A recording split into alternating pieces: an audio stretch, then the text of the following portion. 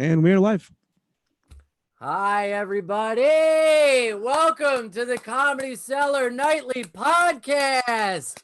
Good evening, friends, family, foes, Rich Voss.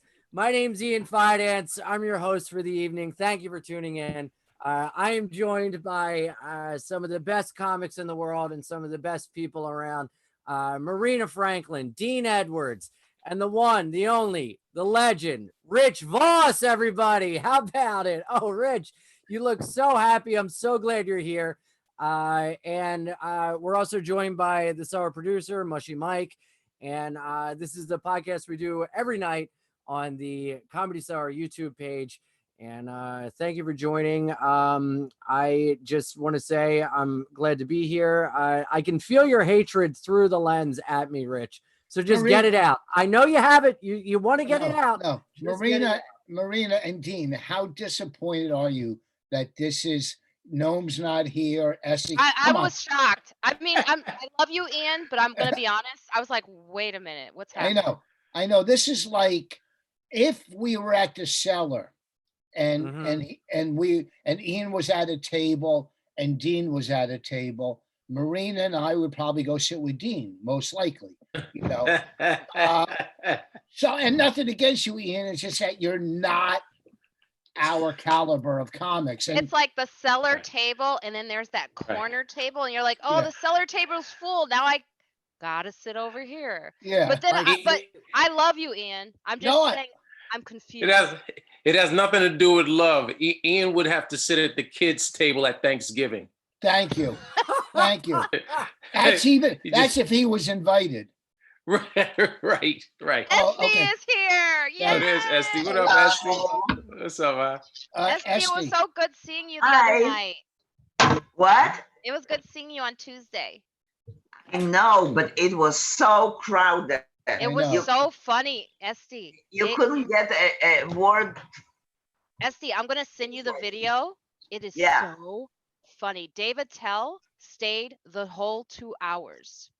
Oh my gosh. And he left like 5 or 6 times. He kept saying things like, I have to leave. I have to go to Georgia to do a comedy club, stuff like that.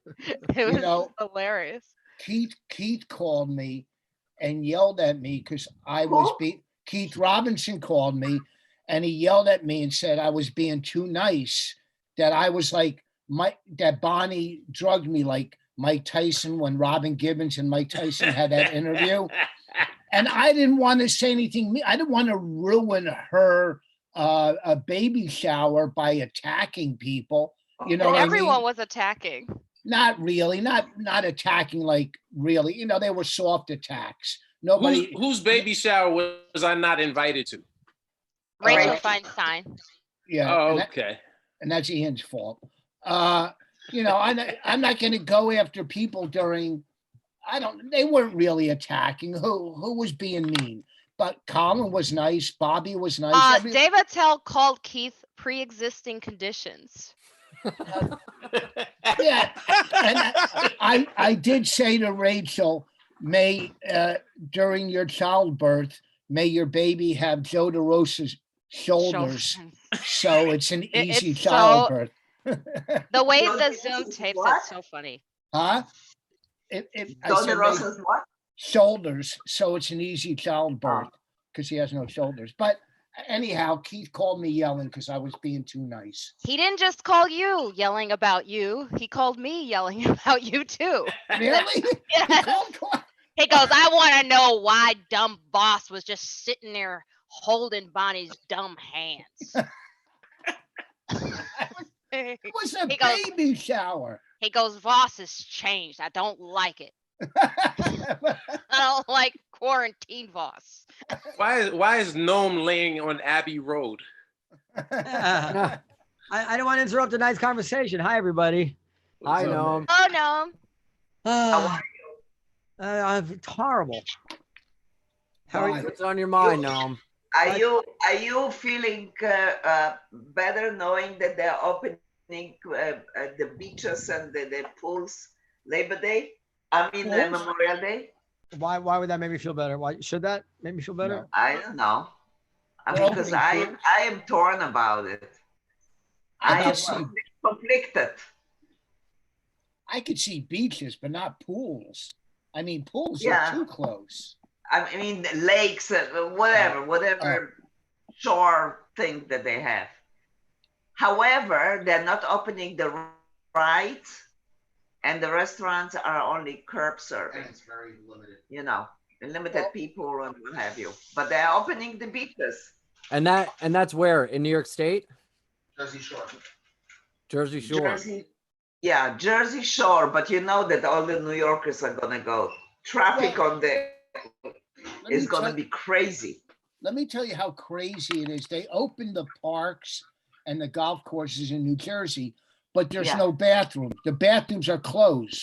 So if you go to the park and you got to drive home, or people are going to the bathroom in bottles and leaving them. I mean, open the bathroom. If you're going to open the park, open the bathroom. Right. It's ridiculous. Whatever. So, I mean, they're doing everything half-ass. You know, they're trying to appease the people, but yet they're doing it the wrong way. That's my feeling, is that they want to shut people up because people are frustrated and demonstrations and whatever. But I don't know. All the places that reopen have a resurgence of cases now. Right. It just takes one person. But the thing is, it also takes one person who has a bad idea. Let's say you don't like the people who are out having a good time and you have corona and you know it. All you have to do is show up. That's it. I know. And here's the thing. My niece, who is like 13, she said to me how scared she was that things were opening. And she said, I'm just going to sit back and watch and see what happens. Smart. And I was like, a lot of people are going to do that. Well, I'll tell you, the golf courses are safe as hell because you play by yourself with another you have your own carts. There's nobody around. Nothing's open, no bathrooms. You don't go inside. So that's about the safest thing outdoors I think you can do. Because if you go to the park, there's people all walking by you and jogging. Right. But the only thing, I went yesterday for a chest x-ray yesterday morning, and it came back negative. So I was happy about that, you know. Just why did you go for a chest x-ray? Because I don't know if my anxiety, because I get out of breath and I think it's from anxiety. So I said, I might as well go get it. And they took blood too. I had the blood taken a couple days ago. For what? Checking for corona? The antivirus. Oh, antibody. Yeah. So my son had it done yesterday also. What's it take, like 3 or 5 days to come back? 5 days. Oh, good. At least I had the weekend. But the chest x-ray came back negative, so I was happy. And then Dr. Steve said, what did they check for? I go, I don't know. What did they check for? Whatever, you know, it's going to kill me, I would imagine. Rich, when you say you have anxiety, when someone has anxiety is feeling anxiety, what are you thinking about? Your band playing on a Saturday night when the club opens.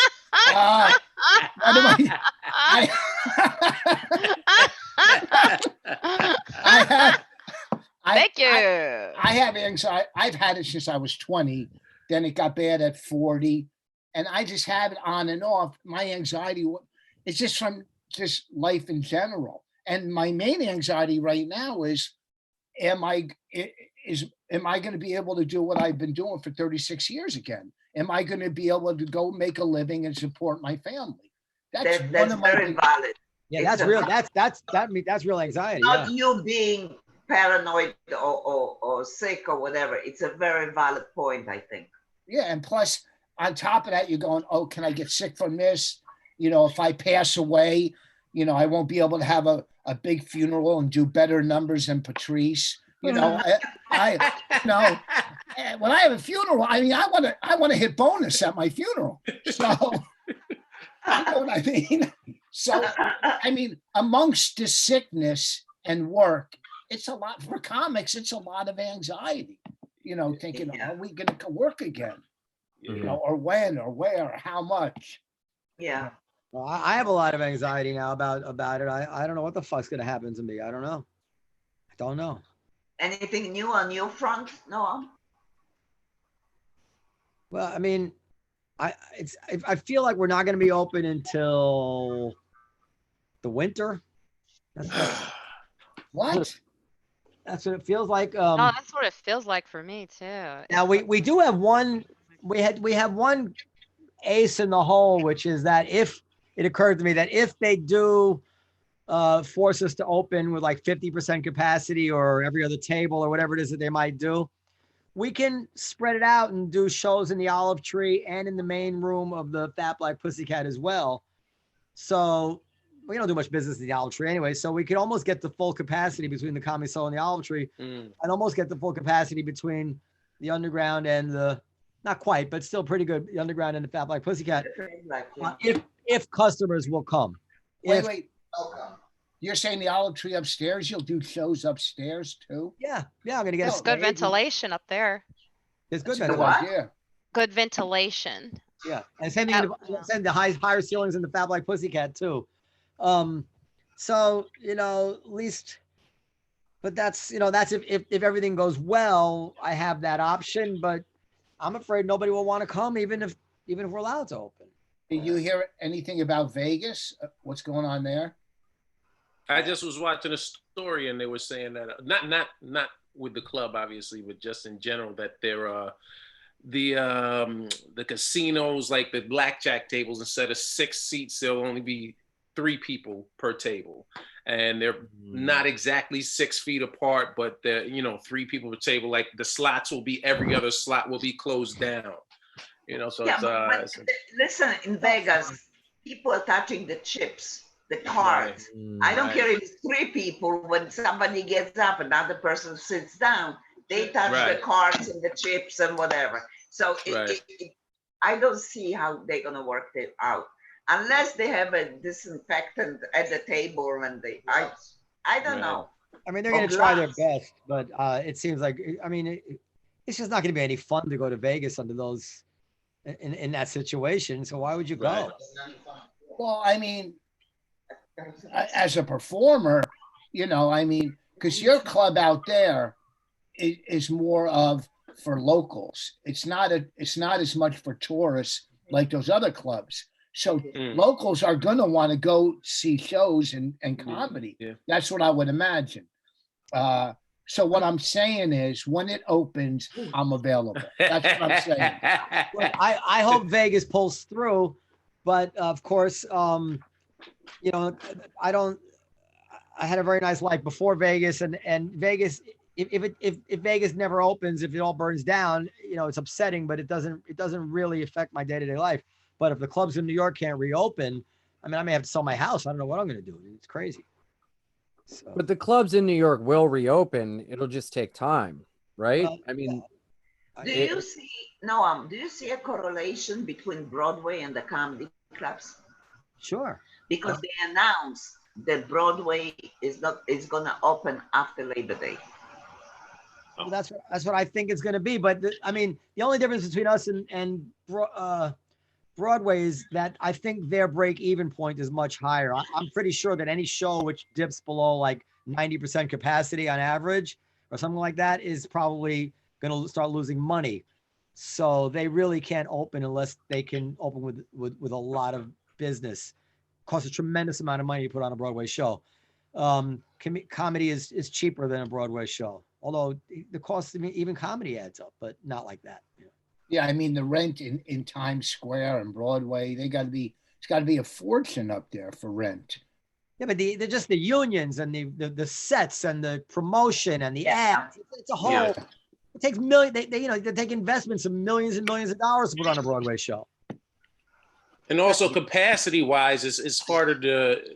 It's harder, Broadway seats, most theaters on Broadway are tight, and so even if say they do every 3rd seat, if one person has to go to the bathroom, everybody's walking past each other.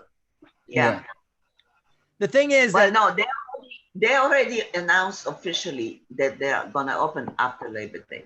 Well, but they don't know if they're going to be able to open Labor Day.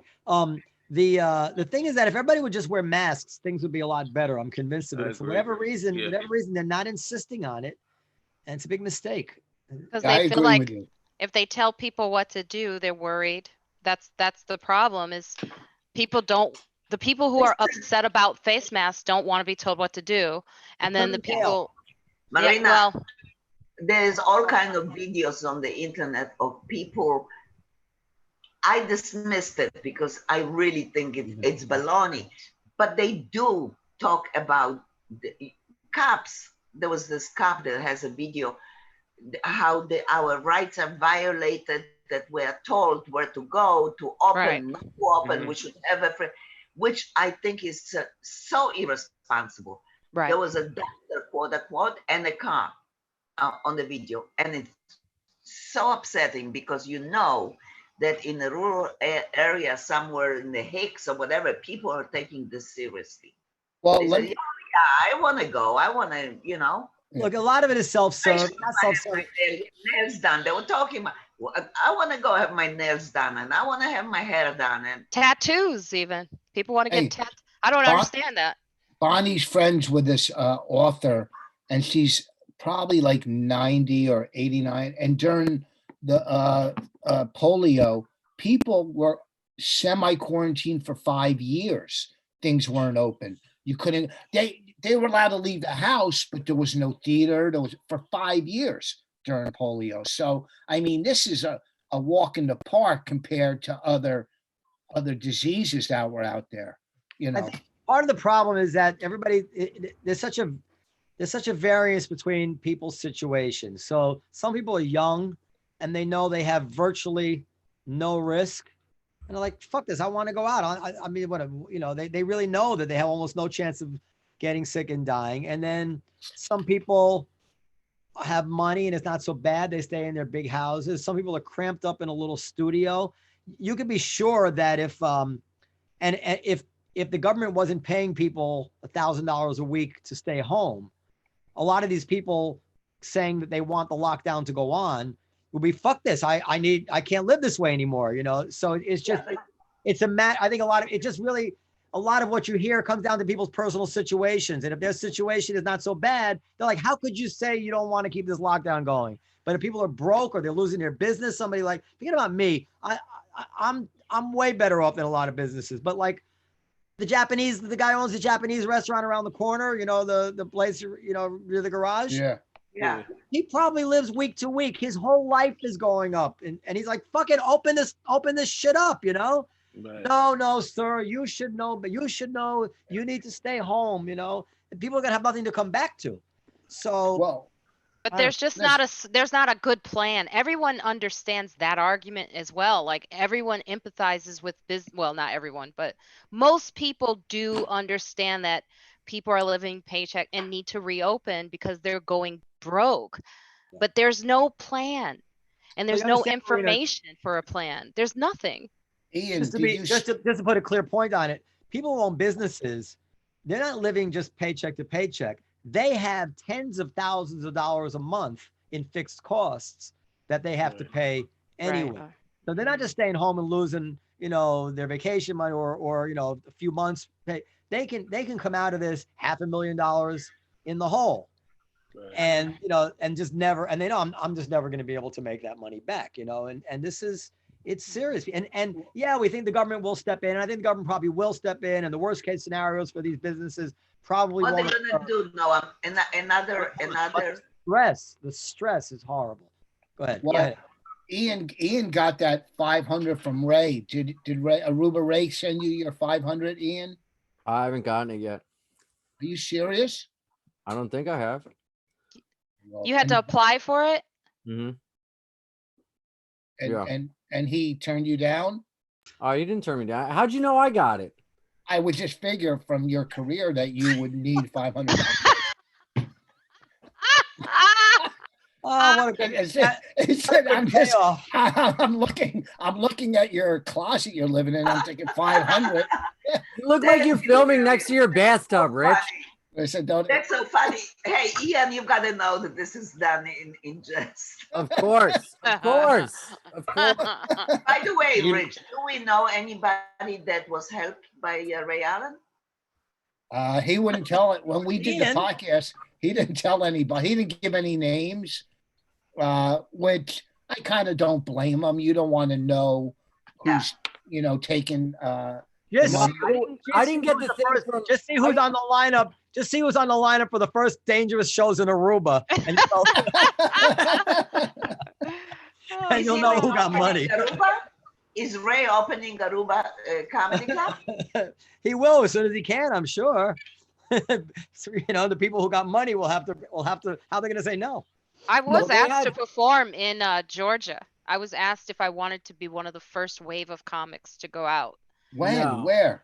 What did you say? I said, Voss is no, trying hell to no. get booked. I know. Voss is I'm trying like, to get booked. I'll Who books that? Fucked up. I'll drive there. I'll drive.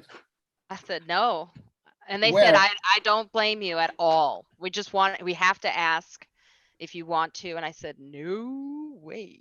And they said, yeah, no, I wouldn't advise it. Look I at just these did another clubs. Go ahead, Rich. I'm sorry. No, I'm just saying, look at the clubs like these improvs or funny bones where they have 20, 30 clubs, 300 and 400 seaters. I mean, these places can't last. All those, chains of comedy clubs. The improvs have clubs that seat 300-400 people, and they have tons of them. And there's no way that they look at Levity up in Nyack. In Nyack, that's 300 and something seats up there in the mall. So the rent's got to be. Are you high. saying they're not going to make it, Rich? I'm praying. No, No, I'm so excited. no, I'm just praying. Maybe this hasn't been for naught. I'm just praying certain clubs don't make it. Listen, okay, the flip side is the following. That landlords are not going to be very quick to evict anybody because there's nobody else that will come in behind them. Right. And the truth is, if you evict somebody and then try to re-rent it, you're probably going to, in this climate, you probably have to cut the rent in half. So the landlords will have to just sit and wait for their money. And if the banks don't, then one mistake they do make, a lot of landlords have less money than their tenants. So for instance, we own the building where the Olive Tree is. If I were renting to the Comedy Cellar, I would be making way less money than I do owning the Comedy Cellar. So there's this idea that, well, the landlords are the rich ones and the tenants are the poor ones. That's not the case in many, many situations. A lot of times people are up to debt and they bought a building and they have a couple tenants and the landlord waits every month, just like the tenant, for the tenant to pay his rent, commercial rent, so that they can pay the bank. So the bank will also have to agree not to foreclose, but I don't think they will foreclose because what are they going to, they don't want properties unless they can turn around and sell them. Well, no. What do you think about the cancel rent movement, where people are trying to the cancel rent movement, where it's like a grassroots movement where young people are trying to get rents canceled and try to make it so that nobody, if nobody owes rent, then the landlords can't pay the banks back, and then the banks are going to ask for the money because it just basically dilutes the idea of money. Yeah, there's something very shallow about it, in the fact that they want to take it out of the landlord's hide. But I do think it makes sense if the government can to help everybody with their rent and help everybody. I mean, this is not a market crisis. The government shut everybody down, and the government should do everything that it can. And like New Jersey, like my son still didn't get go ahead. employment. They are really Rich, are you getting unemployment in New Jersey? I want to know. I hear nightmares about filling it out. It takes. No. It's just it's real easy, actually. It crashes. It doesn't work. It keeps you in a loop. And he still did not. And when you watch the governor, everybody is very vocal about it. So how do people eat if they don't have somebody that gives them or helps them, whatever?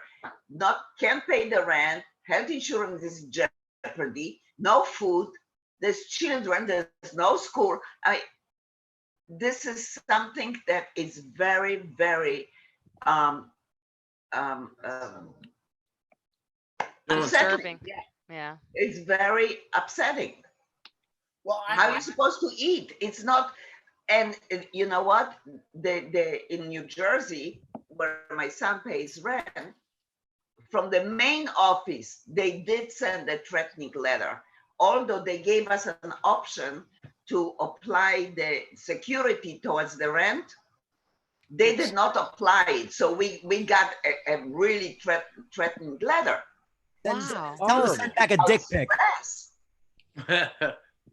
What did the letter say? Where's the yeah, it is threatening eviction. I'll tell you. The letter is on the table. Get out of here. It's unbelievable. But there's supposed to be no evictions. Nobody's getting evicted now. Nobody's getting evicted. Nobody's one. getting it. But They won't enforce it, but they'll get the judgment. No, they won't get evicted. it's I read the thing. it's very unsettling. It really is. And Well, so they it's can so talk, stressful. step on the shoulder and open the shore, but people are not getting money that they paid into Mhm. all the time for the benefits. Now they're not getting any. Well, also too, in New Jersey, we're still paying the same amount of taxes where schools have been closed for, will be closed for 4 months. There's so much stuff that our tax money, 50% of it goes to schooling, and they haven't had the schools shut down. open. So they're making money. They're stockpiling money from our taxes, No, they're still paying the teachers and everything. They still paying. but they're not running the schools. There's a lot they're not. I don't. What's that? I don't think there's a lot saved. But I want to say that so Juanita, we've had a few people who were having trouble collecting unemployment, and Juanita went online and did it for them. And every time she went straight through. Sometimes they were clicking the wrong link. They were doing this wrong. They were doing that wrong. But I don't think it's that hard to get unemployment right now. Well, it's There is a sentence that says, to avoid court proceedings, you must immediately submit the total amount, and they put it to 2 months, although they got already the money. Wow.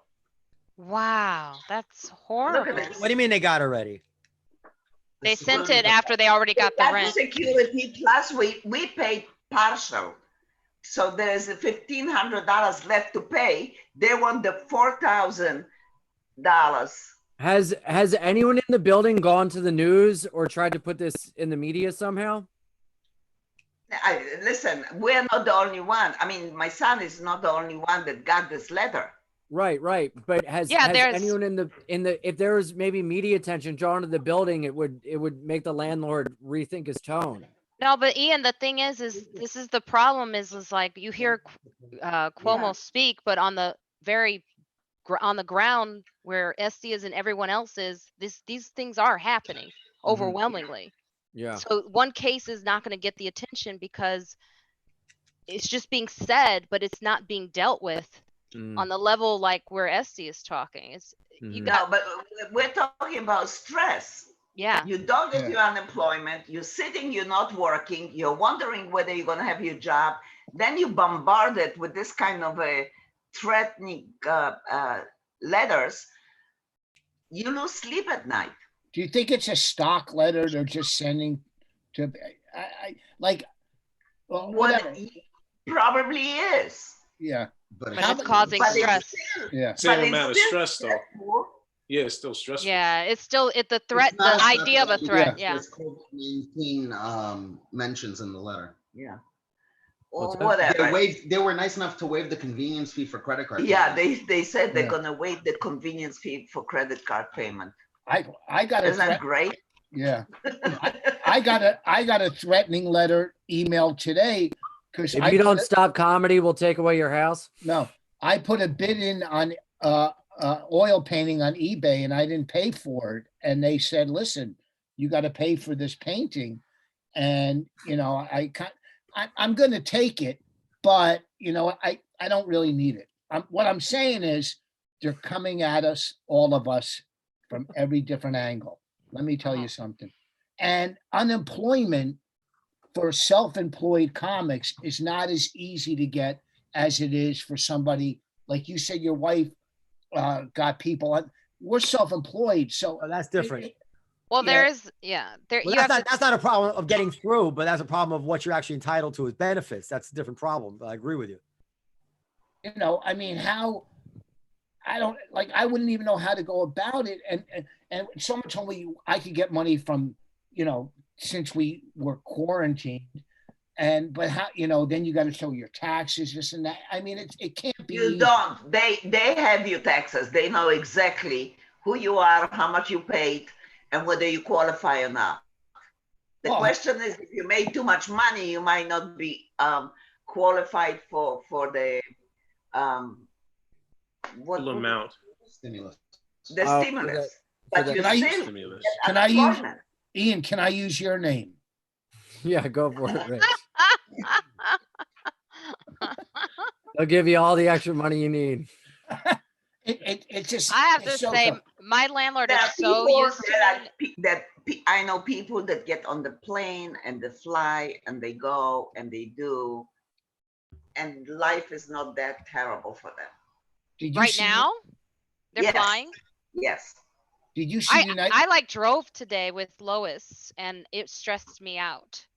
It just- Louis, I'm on my This is your Lo- first time in a car, like going Yeah. somewhere? yeah, Why is Lois. she a bad driver? Well, yeah, that too. But no, Lois Tierney, you know, Lois who's with Mike DiStefano. Yeah. Oh, she's so but I nice. yeah, I went to drop off masks at Calvary. It's a hospice care facility. I was able to get some masks for them, and she said, "I'll take you." And I was so nervous about just getting in a car. And then we drove through the Bronx, and I was like, "This is beautiful." And she said, "No one has ever said that about the Bronx. You have been inside too long." But it was like, I didn't drive home in a month and 2 a half months. or 2 months. I didn't even go home. I have my cousin taking my mail. I gave up on my plans, and I'm not even going there. My building has 18 cases now of you know, so between Wow. the elevators and everything, I'm not going near it. 18. Wow. Yeah, in my building, because we get, you know, updates. Yes. They don't tell you who, but There's more. they ever, you know. And actually, my cousin had it, and her son had it, and they're going now for the antibody test. Now, Yeah. if they, how many people? So 18 people have it, but do you know the severity of those Have cases? it in the building, Confirmed. Right, that they are right. concerned, that they have to report. They have to report it to the management, so the rest of us know it. And 18 in my building reported it. Now it might be more. Or I don't know the severity. I don't know who. I just don't go there. Yeah. Why do you ask that, Ian, Right. about the severity? Do you think the severity, if you have someone who's it's not as severe, it won't be as bad? Or why'd you Well, ask that? I just wonder, you know, if 18 people have it in the building, if other people are okay with that, or if they're moving out as well. Like, is that affecting the people staying in your building? I actually know a lot of people that moved away from the city now. Wow. Yeah. Well, it's the ride in that car, just thinking about all of the objects that I could be touching, it gave me a lot of anxiety. And even when Lois took a picture of Did me, you have gloves? I had everything. I had gloves, I had a sweatshirt with a hoodie, I had a Hoodie. hat on, I had my glasses on, I cover my ears so there's no holes, no orifice. I forget. Orifice. Or I Orifice. keep saying Your eyes? Did you keep your Morphia. eyes shut?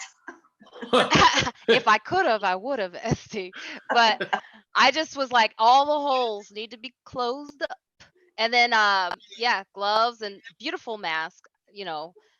But I still, when Lois asked for my phone, she had no gloves on. Yeah. And I have to No, say, she actually reached out to me also, yeah. you know, asking if I need something, whatever. So, Marina, here's a couple things. But to I make it thought better. about that the whole way, her touching my phone. Oh, And I Marina. love her. That was a full hour of me thinking. Marina, about that. Yes. the first of all, they more and more they say it's very difficult to catch it from surfaces, but gloves are no safer than your hands. It's just if you touch it and If it's Cause not you- my hands.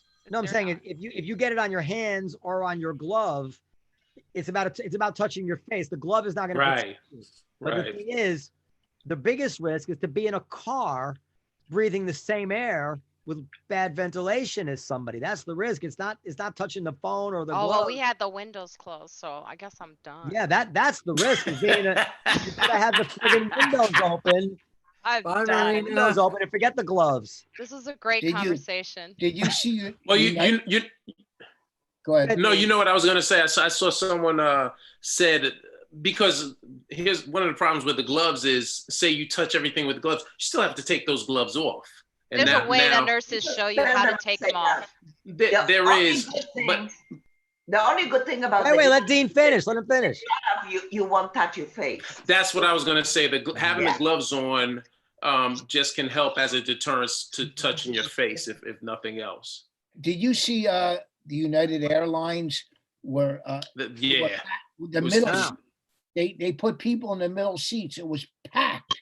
yeah, it was sold out. Damn near. How is the government or anybody letting that happen? Because they're not doing anything, so the airlines can run wild with this. And they're saying that the person, if you feel unsafe on a flight, that you can take another flight, but who's to say that next flight is not going to be the Yeah. same? It's- Right. I canceled a couple flights. I might have said this before, and they won't give me a refund. They said, well, you could use this for future Credit. flights. I got $2,000 in credit. When do I know if I'm going to fly again? You know, and 800 of it is for Bonnie and for Reno when we were supposed to do Moon Tower. So, you know, the airlines are criminals. If they said, look, we're going to refund your money. If you have something in the future, then rebook it. You know, because once we start flying again, they're going to bump these prices up out of control. They're going to do it. That's how they But operate. that flight being congested to me speaks to, I think the clubs, what Noam was saying earlier, I think people will come out. I think people are going to get so anxious and get so sick of sitting in the house. Well, those are That, doctors on that oh, plane. totally. That was the sad part. Most of those, the people on that Yeah, but plane. just driving past Prospect Park last weekend, right? Going past Prospect Park, it was congested, and there were a lot of people that didn't have masks on because, for whatever reason, there's not a general rule that people are saying, from the top down, that are saying everyone just wear a mask. If you get that, then everyone's just going to wear a mask. Freedoms be damned. But you're not getting that, so people are like, well, I'm not going to wear a mask. If I'm not going to get ticketed, I'm not going to get fined, I'm not wearing a mask. How can you not wear a mask? It's so easy to wear a mask. It is. Yeah, but it's so easy just to put on a mask, right, Ian? Totally. I wear a mask wherever I go, but it's very easy to not care and not think it affects you when you're young or you don't know anyone personally that's gotten it and you buy into these conspiracy theories. And also if you just have general apathy, like I haven't seen a lot. Like I was at the park the other day and it was just kids everywhere, like teenagers, young 20s, no mask, nothing. And every adult had masks on, but all these like teens didn't have masks on. And we have this new story about the kids. We have 90 cases of kids who are sick. Oh, with Kawasaki disease? Yes. Well, no, they don't really know. That's the thing. They don't. Kawasaki. That's what their symptoms, but they don't really know. Positive to COVID. No, we actually have a question from the chat on YouTube. Cuomo says it's shocking most new coronavirus hospitalizations are people who have been staying home. What did you have to say about that? Say most people who what? The new coronavirus hospitalizations are people who had been staying home. Because you're not building up immunity? Yeah. I think it's also what's coming in the house. People habits. We don't know their habits. My neighbor is 75 years old, and he has so many visitors. I'm like, what are you doing? So he's at home the whole time. But at the same time, if you're gonna get it at home, then what is the point of staying home? Like we should be able to go out and just wear masks and build up, this herd immunity and go about our lives. A big a big commonality in these COVID cases is vitamin D deficiency. Okay, well, what better way to be deficient in vitamin D than to stay indoors and not get any sunlight? You should You know. take vitamin D while you're at home. Well, they're Well, selling it's hard out to everywhere. find that though. It's sold out. Vitamin Zinc and vitamin D D is is selling sold out. out. I have it. I get it every time mine runs. I got it recently. Really Yeah, easy. because you have Dr. Wu taking care of you, the guy that saved you. Dr. Wong. Dr. Wong. Okay, I'm looking at the story that the person's asking about. It's pretty interesting. So it says who's getting hospitalized, source of admission, other nursing homes are 18%. Well, you can see it, homeless 2%. I don't know what category people going out is. It's a weird thing, but I mean, somebody's bringing it into the home, right? So I don't know what, it doesn't make sense to me. Like if I mean, my family, we're really not going out.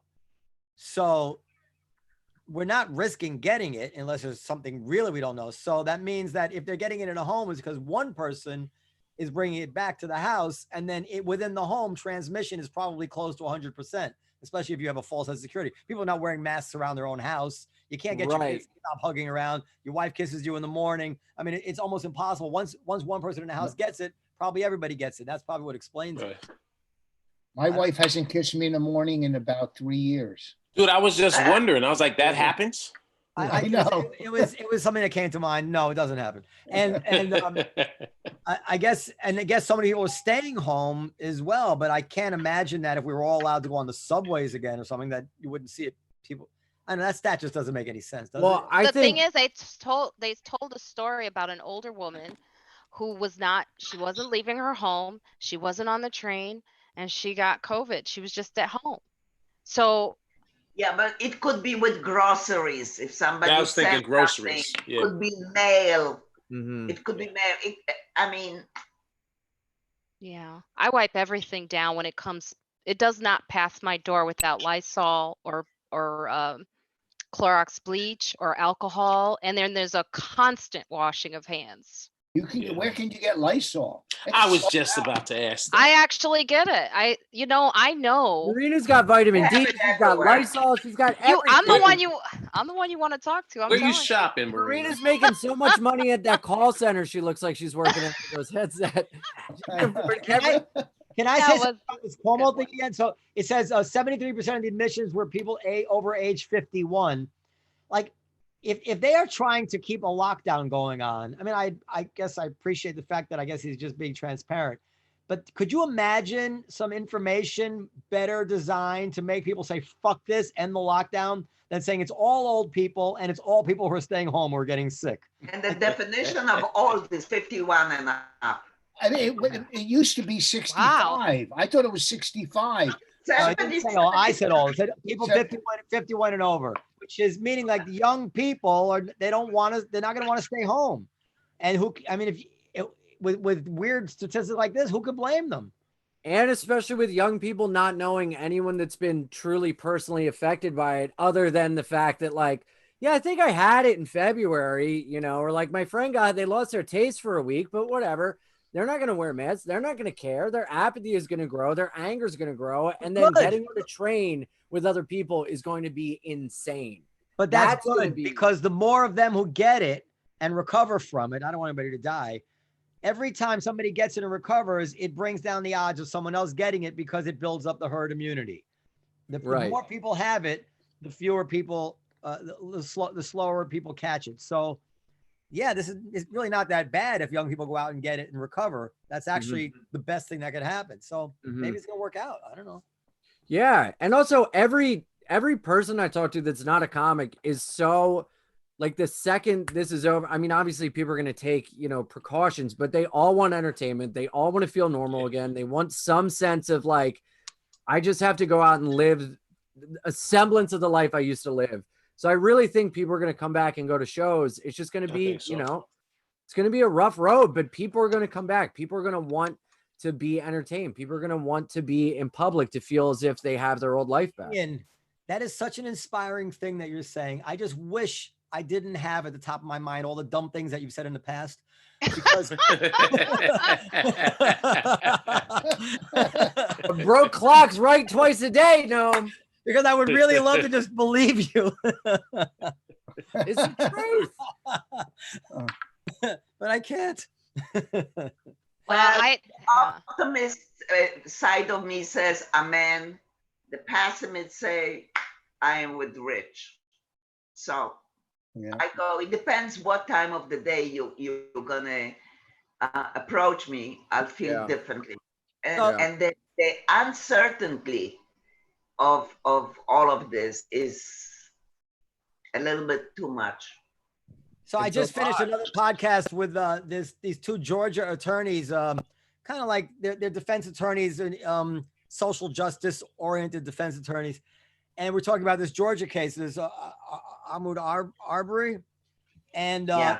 it's pretty fucking unbelievable what the law is like in Georgia. Although they both seem to think that the guys will be found guilty. They seem to think that. But Good. they don't Yeah, think, good. they don't think it's at all.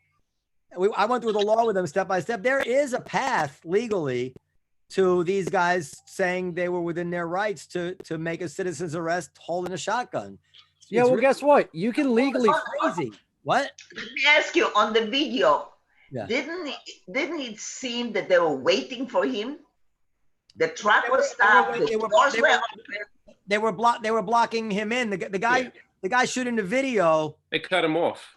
Yeah, the guy shooting the video is actually on the left side of the road. So they're trying to box him in. But the thing is, you can do that if you're making a valid citizen's arrest. So, Yeah, but you can't shoot somebody. You don't have to No, make you- a citizen's Yeah, but arrest. who you the can't- fuck is making a citizen's arrest? hold on. Well, that's the thing. That's why I said the law is crazy. You can shoot somebody if they grab if you've done nothing wrong and you're carrying a legal firearm, somebody grabs it, you can shoot them. So the thing is that if you could make the case that they were acting within their rights all the way up until then when Arbery runs up on him and grabs his gun, then they could say it was self-defense. I wasn't doing anything. What about wrong. his rights of being chased and scared and put into a corner where he was in fight or flight?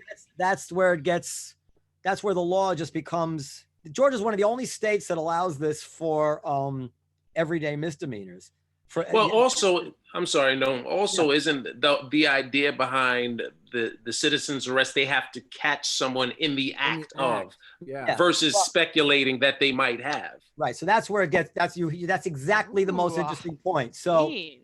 you have to have for a misdemeanor, you have to have immediate knowledge. But the term Right. immediate knowledge is not well defined. And what they can say is that, listen, I saw this guy on the camera 3 times in the last month, which is true. I saw him last week, I saw him on February 11th. Where Sounds like they're stalking him. I know the guy was going into But somebody's it house. sounds like they're also stalking him. No, actually, the way, so just because the way it came about is that the owner who's building the house got a ping from a motion detector on his security system. He lives like Right, and he said he had no problem with it whatsoever. no, he didn't say no problem. He said they didn't take anything. He said he would not have done what let they me tell you- did. That's true. He said he wouldn't have killed him, of course. He said, but he actually called the neighbors and asked them to go check it out. He was involved. Listen, anybody who has this is where it gets weird. Anybody who's building something knows that just for liability reasons alone, just because there's nails and dangerous situations and exposed wires and there's now lighting and it's not up to code, you can't have somebody walking around your construction site. That doesn't mean you want him killed or arrested or anything. I have done this, by the way. I have done this before. I mean, a lot of people have, but A lot of people have. That's the whole thing, is like, you don't kill someone for doing something like mean, that. is that- I is mean, that I've done this. Yeah, is that what no. I Let me said? ask you. Hold the on. guy- Hold on. Let me get to Dean's point because it get dry. So the thing is that if this immediate knowledge, so they can say maybe we saw him 3 times on the camera. I actually saw him with my own eyes last week or 13 days ago. And this time my friend right over there called my attention to it. And then I saw the same guy that I've seen in there all the time. And I did have immediate knowledge. So that's Call the police. he did. But the thing is, he called 911. The guy who chasing them at the same time also called 911. So then why do you chase? because he had this idea that he's now allowed to detain him, which the lawyers seem to think that because he didn't witness it and because it's a trespassing, and it might not even be a criminal trespassing because he didn't have legal intent, unlawful intent. Although I have to be honest, they didn't really convince me of that. Seems to me. These guys don't look like they know the law. I'm just saying. No, these are They don't. These look like guys who just they talk amongst themselves. These are they the don't guys, look like they know the law like you do. No. No. I mean, just saying. One of the guys was actually One is a cop. No. He was a deputy. Who doesn't know the law? But- I mean, the guys who shot him, or The father. No, who are you talking about, Marina? I'm talking about the guy who shot him. Oh, Yeah, yeah. they don't look And- like. Well, he was in law enforcement, so he might have. I don't know. I'm just saying that the lawyers seem to think that they would not be able to defend themselves on this. Did you see the? They did not think it was open and shut. They think the law is ridiculous, and a jury could say, yeah, if somebody keeps going into your property and you can't ever get the cops there in time, you have a right. But now everything I'm saying is not exactly right, because it's not their property, it's their neighbor's property. So it's a weak case, but it's not a ridiculous case. Did apparently. you see the picture of the guy that shot him marching with a white supremacy group? I don't think that's real. I think. Oh, you don't? No, You no. think that's a dub picture or something? Or I mean, I haven't seen it on any credible website. I saw it on the Onion. That's The not guy credible. that shot the video. Why was he filming this before the whole case Yeah. happened? No, Why was he filming? he was involved in the chase. I actually have, if you're interested, I have this really interesting thing I could show you. I did a lot of work for this podcast. So I went online and I did this thing. This is the bird's eye view of the whole scene. This is where the house is that he went in. This is where that security camera, that second security camera that filmed him going in and out. This is where the first neighbor who got called by the property owner to check it out lived. This is where the shooters live. This is where the guy who shot the video lives. And it seems like they chased him down this way, this orange line. Then the guy here tried to box him in. So then they chased him up this street. Then McMichaels went around this way and came back down this street because the car wound up. This is where the shooting is, but the car was not facing this way. The car was facing this way. Although they had been going this way, they somehow, or maybe they went this way and turned around. And That sounds so terrifying. But you know what's so tragic about it is that Everything. Well, yeah, but but one thing that hit me is like he could run. Like he was in such a fight or flight state, I guess. He thought his best option was to run at the guy's gun and try to defend himself, rather than like it's just all open woods kind of. You could just run, he could just run and like this, like brave in a way. I don't know what, like it's such a sick chain of events. It's so sad. Like even if he did rob something from the house, that doesn't matter, right? Like nobody wants to see somebody die for stealing a power tool or something. It's just whatever. But anyway, the law in Georgia is ridiculous. But they do believe in Georgia that their gun is like their right to free speech. That is their civil right. And they're prepared to say, yeah, you can carry a shotgun with you as long as you don't point it at somebody. The law doesn't allow them to point it. But it doesn't look like they pointed it if you look at the video. Aren't they going to make it a federal case now? Aren't they taking it? What's that? They might if they get acquitted, and after all the evidence comes out, it seems like a civil rights violation. Yeah, they might, but I don't know if there's evidence of that. I don't know. How can they judge? And I mean, how can they have? The trial is going to lean towards the defendants because he's an ex-detective. Well, the jury will be hopefully of their peers. No. But there will be. Actually, I said that wrong because the white guy is the defendant. But the jury will. The neighborhood is 60%. The town is 60%, or 2/3 African American, 1/3 white. So it seems very unlikely that the jury won't be at least mixed. So, hopefully that's keep it honest. I mean, it's. I wish I could have faith in it. I'm just curious to see how it unfolds. Yeah, Only because we've been in this Here before, situation. yeah. before. I understand your And- skepticism. Usually Yeah. usually when nobody's looking is when the real outrages happen. Like that guy got shot in South Carolina in the back. Remember that video? Those guys Yeah. those guys went away for a long time, if not for life. I don't know. I mean, you know, the really prominent cases, I don't know, but legally it's, you know, and this might, I don't know how it sounds, but legally, having gone to law school, this is like an amazing legal, like, and the video cuts off and you just can't see. And maybe there's no, you know, this law is not clear and that law is not clear. It's Well, just, I it's have a amazing. question. Who the guy videotaping it? What? So he came from the opposite side of the neighborhood.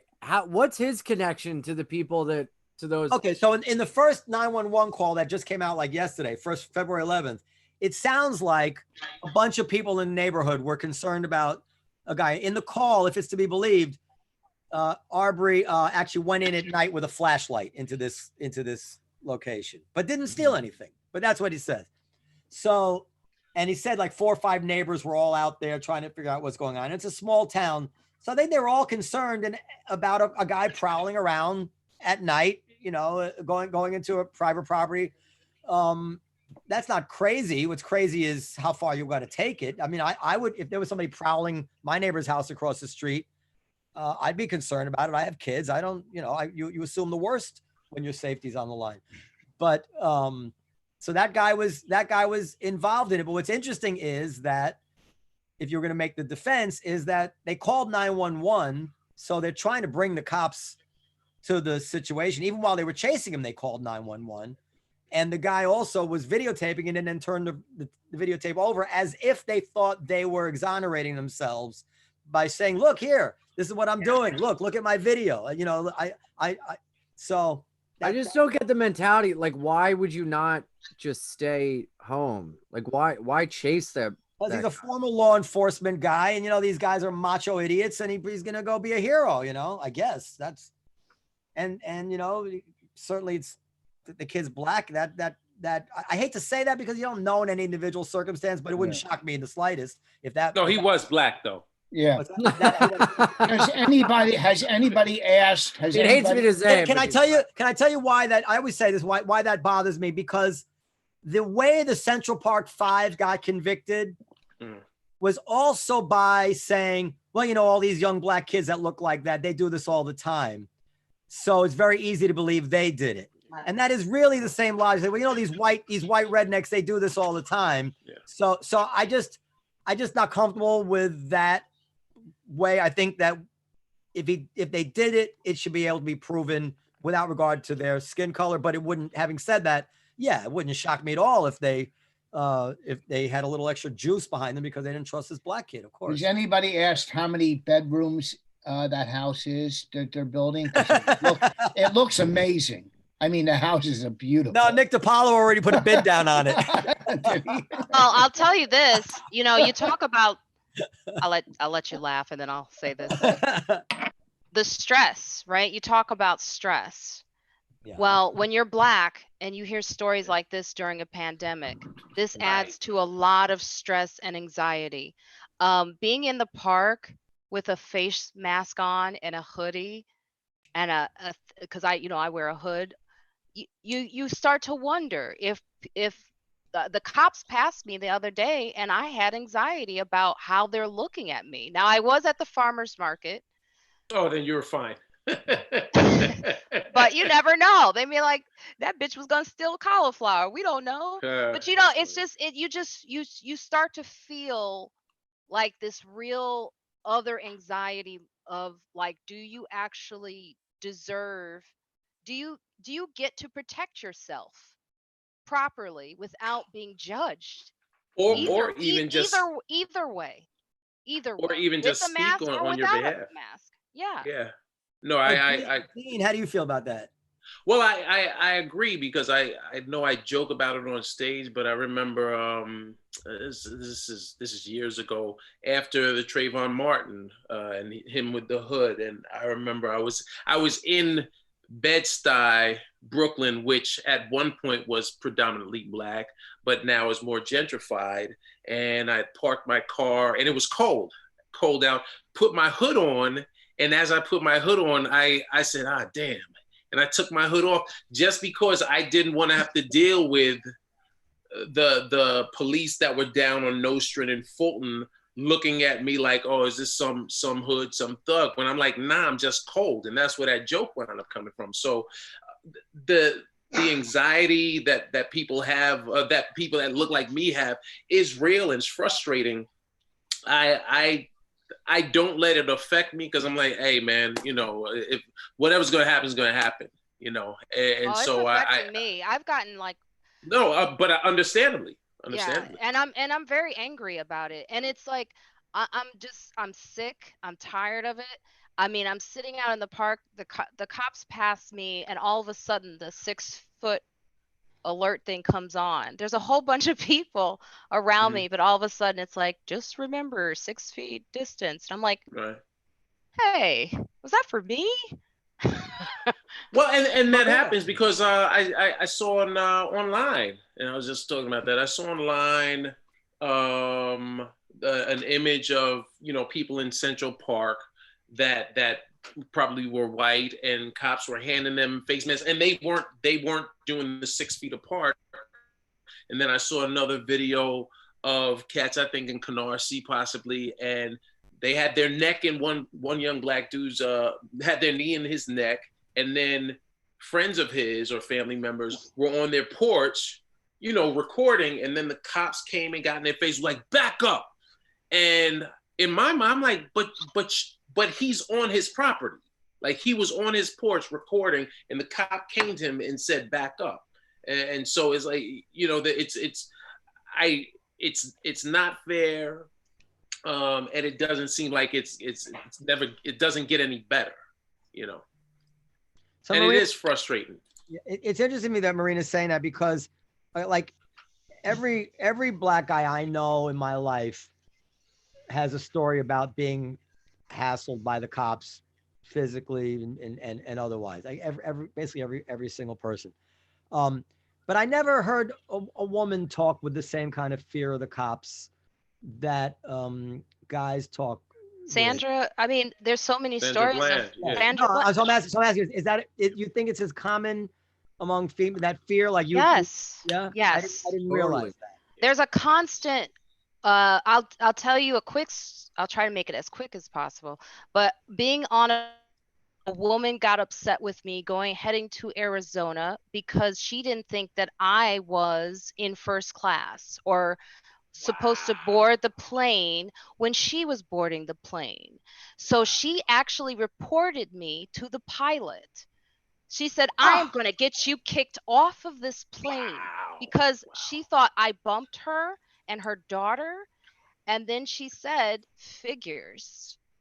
And, you know, I've experienced racism as a kid throughout my life. I've experienced it in moments, but this took me because I hadn't had that direct in a while, and I was actually shaking. I was so nervous because I was like, whatever you do, you can't get too angry.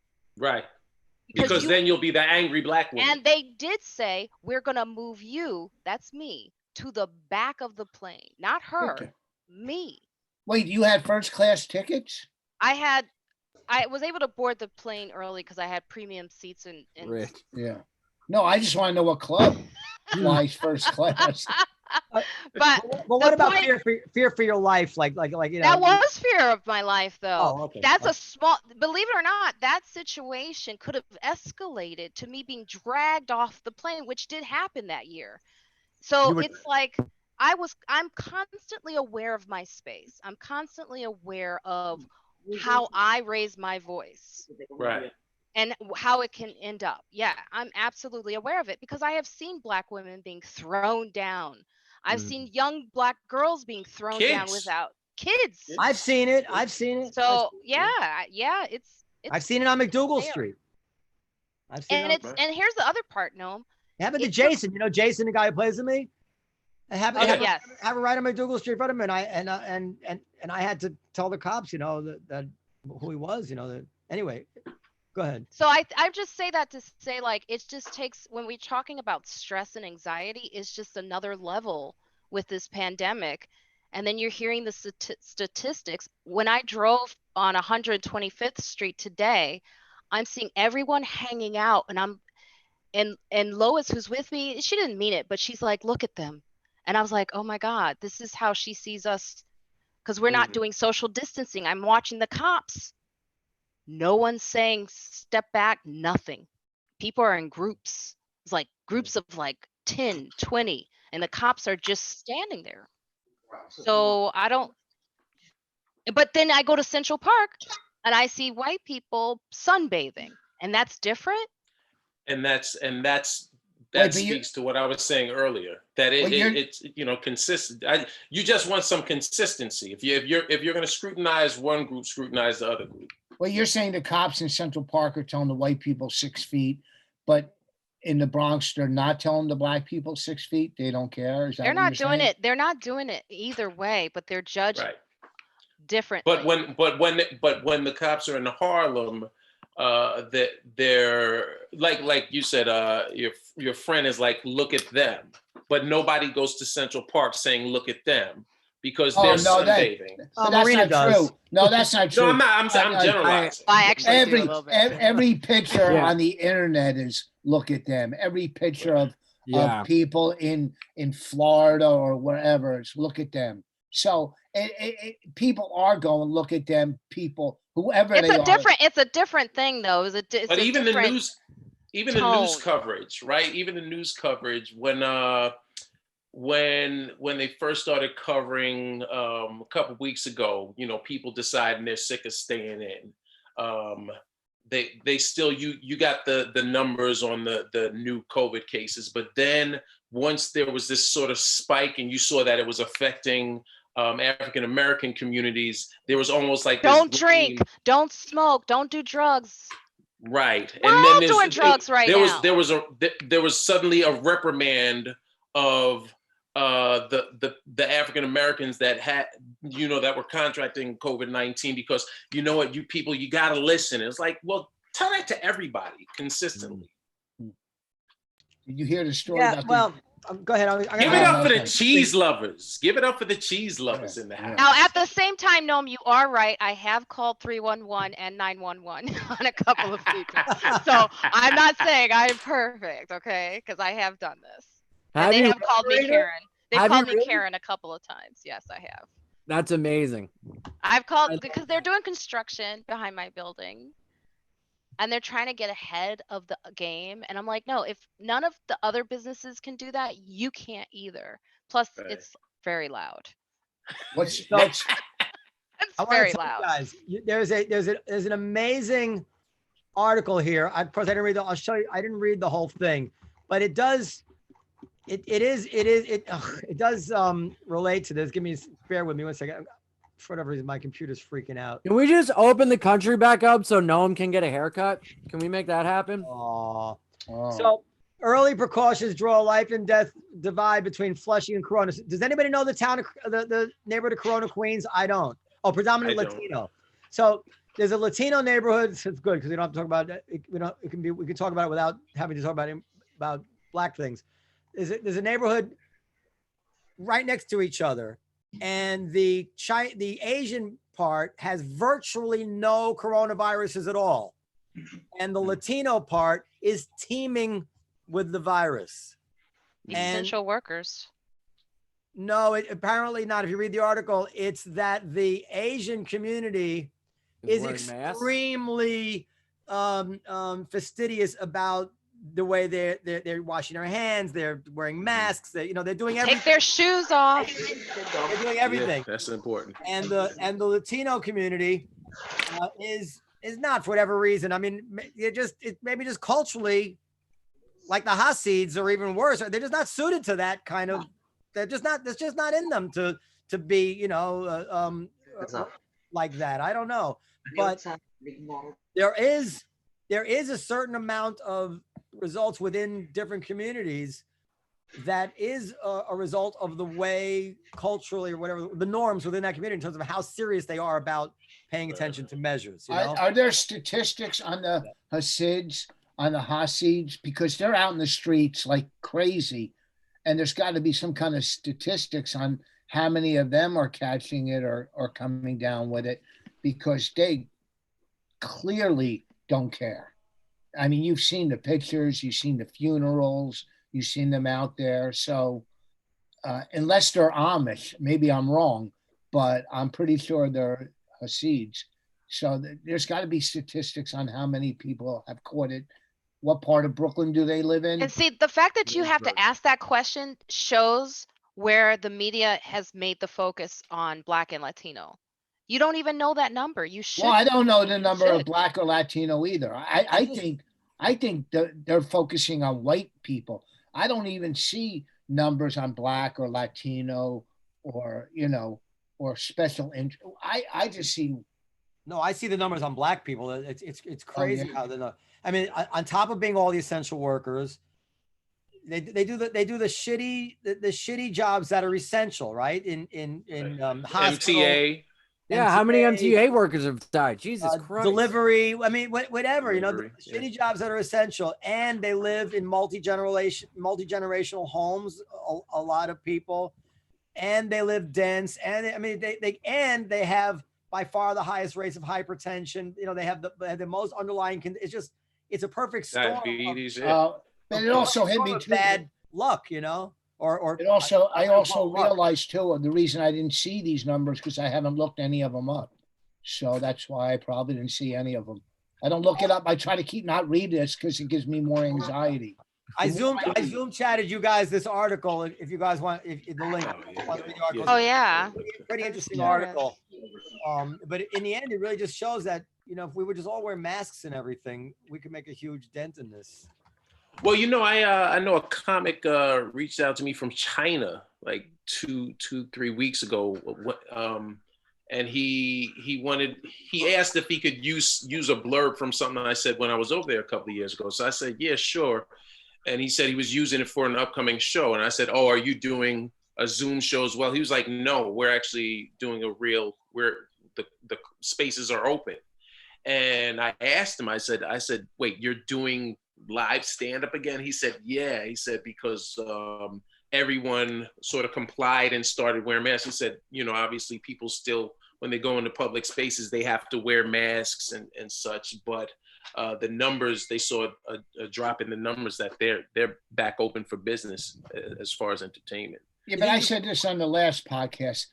Asian Chinese people have been wearing masks way before this. I mean, right? Yeah. So it's all half of them, yeah.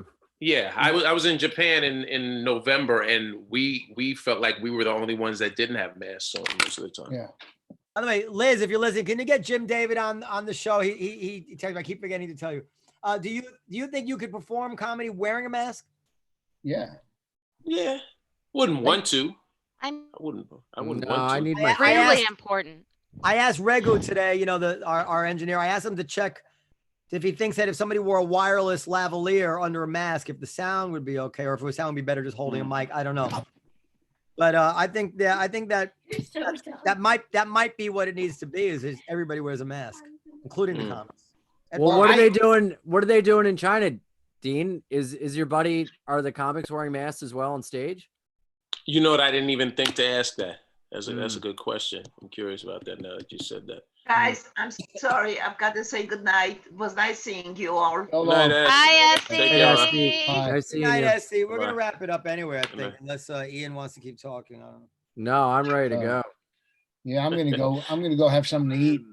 Right. I feel like my plane story made you guys sad. Did it make you sad? It does actually. It does. But it's real, and I'm sorry, but I can't hold back from talking about Real that quick, right now. Marina. So after it was all said and done, they No, moved let's not talk about it anymore because I'm gonna call you after. I'll call you after. I get so angry. And here's the thing, as a comedian and as my personality in front of a lot of people, and Noam knows this, I don't like to talk about this stuff because I will get so angry. But I'm no more of that. I think after this case with the young brother that just got killed, the sister who was the nurse who just Breonna got killed, Taylor. Breonna Taylor. I'm done being nice about it. Right. There's comics who have said to me, and I won't say who it is, who said he doesn't believe in the numbers of people who've died. I'm What? sorry, but I don't need to hear how many. If I hear 200 die, I still care. So Right. I'm at a point now in my life and where I feel things are, where I'm making a decision and it needs to be heard. And I don't speak up a lot. I don't say a lot of things, but right now, enough is enough. Right. And I'm not giving any permission. The legal stuff in Georgia, whatever. I don't care. I saw what I saw. I believe what I believe. There's a lot of injustice going on and I'm sick of it. And so with all of this, it's like I know how to make things funny. I know how to make people happy. I know how to bring joy. But one of the things I won't do is I won't stand for this shit anymore. That's it. Right. I'm gonna Whoa. read about this Breonna Taylor thing. I don't know about it. That shit Oh got yeah. Devastating. No. yeah, you've got to. Yeah, dude. Devastating. Yeah. And people, as I'm watching the news every day and I'm seeing the things that are happening every day, I'm so angry that people aren't as angry as they should be about a lot of this that's Well, going what on. do you do with that? What can you do with that anger? Well, I